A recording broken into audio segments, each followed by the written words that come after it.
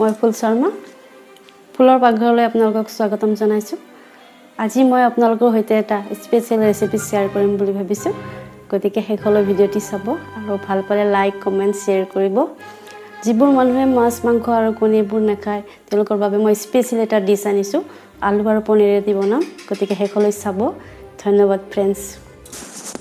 পনীৰ ল'লোঁ 250 গ্ৰাম, আলু লৈছোঁ সিজাই লোৱা 2টা, পিঁয়াজ ল'লোঁ 3টা, নহৰু এটা লৈছোঁ বাকলি গুচাই লৈছোঁ, বাদাম ল'লোঁ তিয়াই লৈছিলোঁ, ধনিয়া পাত লৈছোঁ, কেঁচা জলকীয়া লৈছোঁ, শুকান জলকীয়া লৈছোঁ, দালচেনি ল'লোঁ, আদা লৈছোঁ, কিচমিচ লৈছোঁ, ইলাচি লৈছোঁ, নিমখ লৈছোঁ আন্দাজমতে, হালধি লৈছোঁ, তেল লৈছোঁ ডাঙৰ চামুচে 2 চামুচ, জালুক গুড়ি লৈছোঁ, বেচন লৈছোঁ 2 চামুচ, চব গুড়ি লৈছোঁ, জলকীয়া গুড়ি লৈছোঁ আৰু ধনিয়া জিৰা গুড়া লৈছোঁ, কষ্টুৰি মেথি ল'লোঁ, মেগী মছলা লৈছোঁ, অপশ্যনেল ল'ব পাৰে। পনীৰখিনি মই ৰুকি ল'ম, এনেকৈ ৰুকি ল'ম সুন্দৰভাৱে।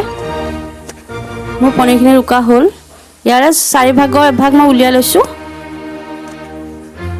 মই এনেকৈ উলিয়াই ল'ম, এনেকৈ উলিয়াই ল'ব। সিজাই থোৱা আলুখিনিও মই এতিয়া ধুনীয়াকৈ ৰুকি ল'ম, মিহিকৈ ৰুকিব লাগিব। মোৰ আলু ৰুকা হ'ল। আলু আৰু পনীৰখিনি ধুনীয়াকৈ মেছ কৰিম, সানি ল'ম সুন্দৰকৈ, এনেকৈ মিহিকৈ সানি ল'ব। অকণমান মই ময়দা দি দিছোঁ, হৈ গ'ল মোৰ সানা হৈ গ'ল। এইখিনি মই থৈ দিম। এতিয়া বাকী থকাখিনি পনীৰত মই অকণমান হালধি দি পেলাই ধুনীয়াকৈ সানি লৈছোঁ, এনেকৈ সানি ল'ব লাগিব। হৈ গ'ল মোৰ সানা। এতিয়া মই সৰু সৰু বল কৰিম, কুহুমৰ নিচিনা সৰু সৰু বল কৰিম। বল হৈ গ'ল মোৰ। এনেকৈ বাকীখিনিও মই বনাই লওঁ, বনাই লৈছোঁ গোটেইখিনি।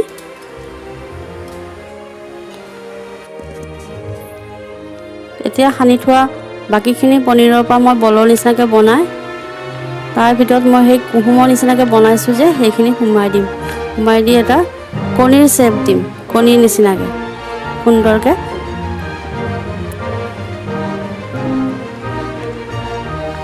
এনেকৈ বনাই ল'ম।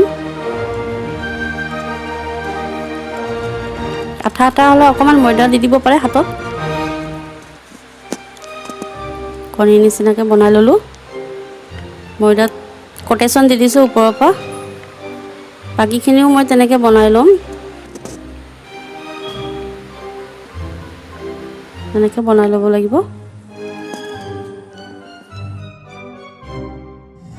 এতিয়া কেৰাহীত তেল দি দিম, তেল গৰম হ'ব লাগিব। বৰাকেইটাত দি দিওঁ, বনাই থোৱা বলবিলাক মই দি দিলোঁ। ৰঙচুৱাকৈ ভাজিম, এইদৰে ভাজি ল'ব ৰঙচুৱা হোৱাকৈ। দেখিবলৈ সুন্দৰ হৈছে।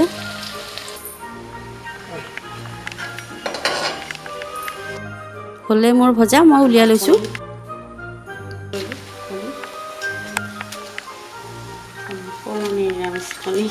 সুন্দৰ হৈছে। পিঁয়াজখিনি মই এতিয়া পিচি ল'ম মিক্সিত। আদা দি দিছোঁ, কেঁচা জলকীয়াখিনি দিলোঁ, পিচি ল'লোঁ। বেচনখিনিত মই হালধি দি দিছোঁ, জিৰা ধনিয়া গুড়িখিনিও দিলোঁ, নিমখ দিছোঁ। চব গুড়িখিনি দি গোটেই পানীৰ সৈতে মই মিক্স কৰি ল'ম, এটা পেষ্ট বনাই ল'ম। পানী দিলোঁ। এতিয়া মই গ্ৰেভি ৰেডি কৰিম, তাৰমানে নহৰু অকণমান থেতালি ল'ম, তেজপাত দিছোঁ তেলত, দালচেনি দিলোঁ, শুকান জলকীয়াখিনিও দিছোঁ। এতিয়া পিচি থোৱা পিঁয়াজখিনিও দিলোঁ।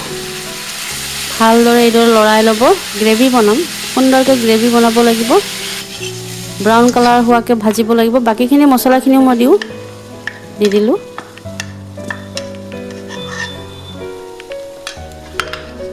ভালকৈ লৰাব, এনেকৈ লৰাই ভাজি থাকিব লাগিব অলপ সময়।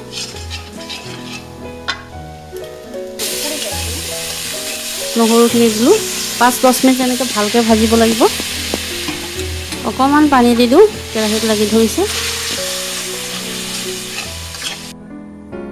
লৰাই থাকিব এনেকৈ অকণমান পানী দি দিছোঁ সুন্দৰভাৱে ভাজি লৈছোঁ আমাৰ গ্ৰেভি হৈছে ৰঙচুৱাকৈ ভাজিব লাগিব যাতে মছলাখিনি কেঁচা হৈ নাথাকে কণীখন দিলোঁ বাদাম পিচি ল'ম এতিয়া বাদাম পিচিলোঁ ঢাকনিখন গুচাওঁ ভাজি লৈছোঁ বাদামখিনি এতিয়া দি দিম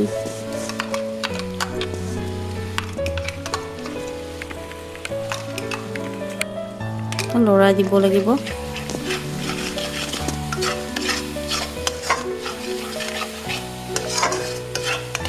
হৈছেগৈ আমাৰ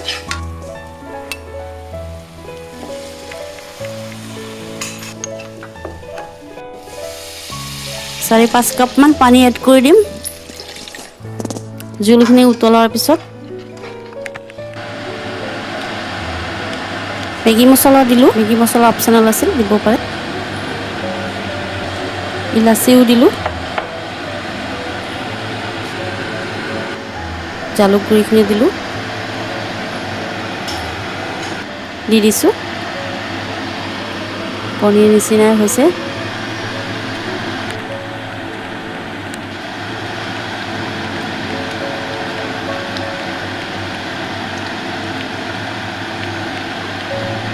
অকণমান সময় এনেকৈ উতলিব লাগিব ঢাকনিখন দিছোঁ হৈছেগৈ আমাৰ